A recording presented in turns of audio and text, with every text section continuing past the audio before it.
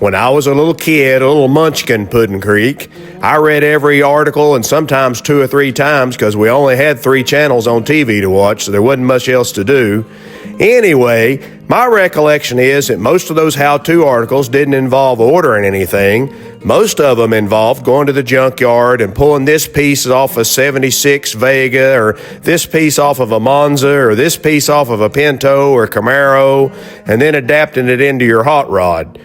But I was flipping through this 1973 issue of Street Rodder magazine, and I came upon this chassis in a box. It looks like as far back as 1973, you could actually order an aftermarket Crossmember or X-Member to go in your car. I didn't remember it that way. That's pretty cool.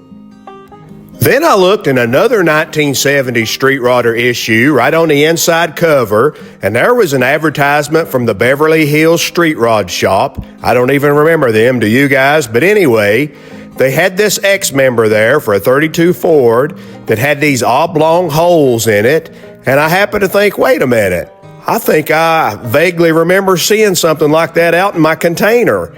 I think I've got something like that right on hand. So I head out into the container to see if I can find what I'm thinking of. The first thing I got to do is shimmy past my uncle's gasser. Now, either this gasser is getting bigger over the years, or the peanut butter milkshakes are affecting my belly because it's a little tighter squeeze than it used to be to get past this thing.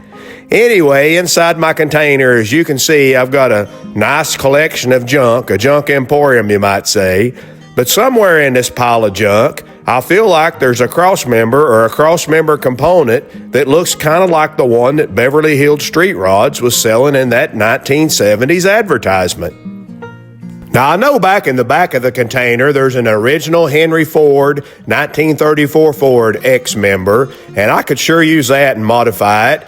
But I hate to mess that up since it's an original one. I might need it for a 34 Ford frame. And also, that wasn't really as much of a thing in the 70s. They were usually using newer cars to make their parts out of. They weren't really looking back to modify a 32 Ford frame with a 34 Ford Crossmember. That's a more modern thing, guys trying to be traditional and do the traditional vibe. But right here is the part I was thinking of. You see those oblong holes? That's almost exactly the design that was in that 1970s magazine.